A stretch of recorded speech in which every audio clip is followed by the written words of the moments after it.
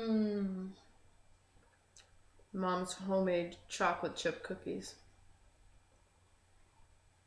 There's nothing better than Mom's homemade chocolate chip cookies. And Aunt Carla's boosh.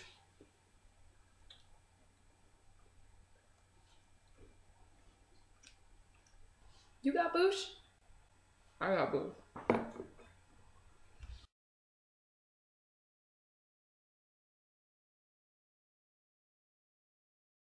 Hi everybody, I'm Kimberly Edwards from cookingwithkimberly.com, and I'm going to show you one of the simplest recipes on the planet, something very versatile, something that everyone should probably know.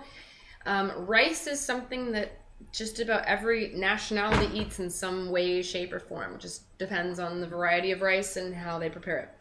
So rice is something that's a staple, especially in North America, and tonight I'm going to show you how to make just plain old rice. Just rice, salt, water, and butter. That's it. So plain rice. This is not minute rice. This is not pre-boiled, parboiled, any of that stuff. This is the real deal. This is real rice, not fake rice. This takes the full amount of time. So this is, when you buy this rice, it comes in a very big bag. It's like a Thai rice, right? And in order to get the best results, you want to rinse your rice off, like pour it in a strainer or colander like this. My water is boiling. I have a pot of water on behind me and it's boiling for this, just so that you know.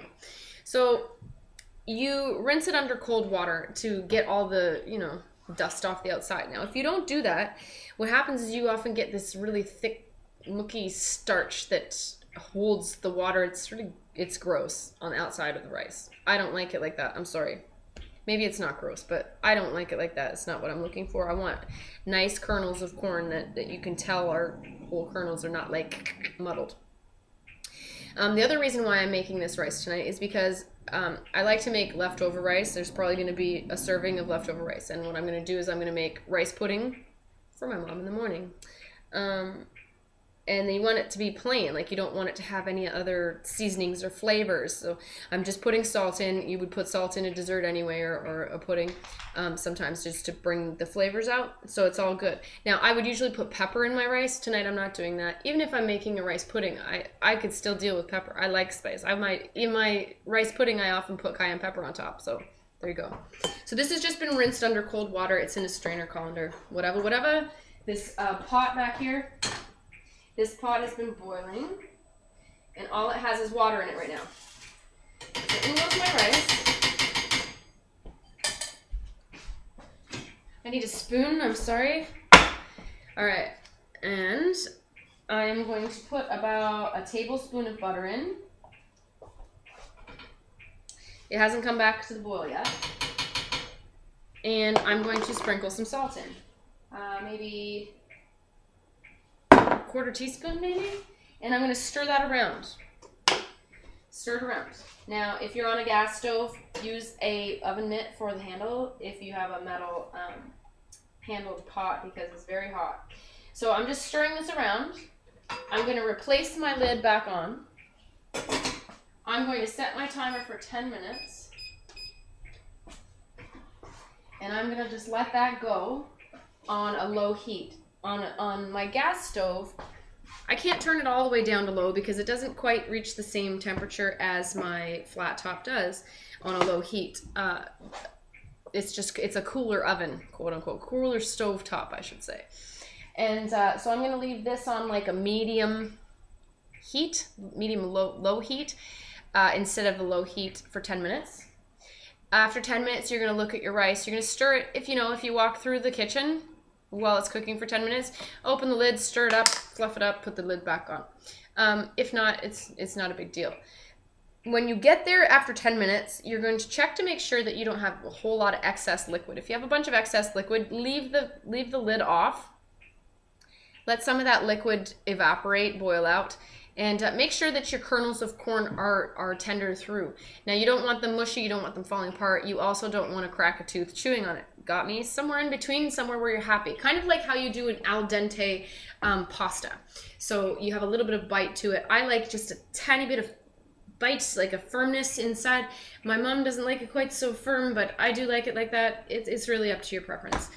So 10 minutes I'm going to look at it. If it usually looks good, and you're just going to fluff it up, and then you serve it. Serve it with more butter, salt, pepper.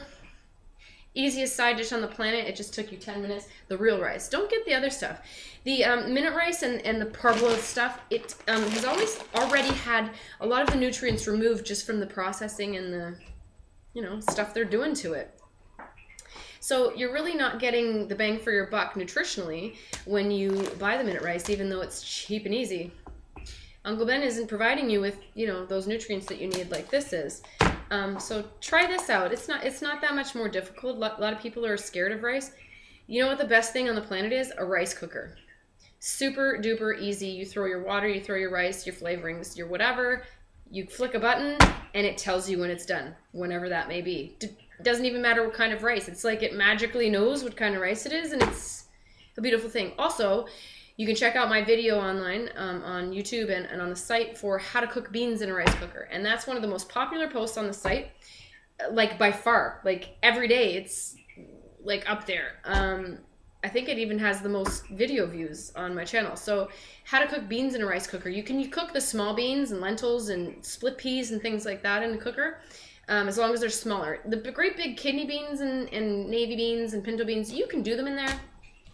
I don't suggest it just because it takes too long, and you really have to babysit it. You have to keep eyeballing and making sure you have enough liquid on top of them all. And then you got to keep testing them, because your rice cooker doesn't know when beans are done. Your rice cooker knows when rice is done.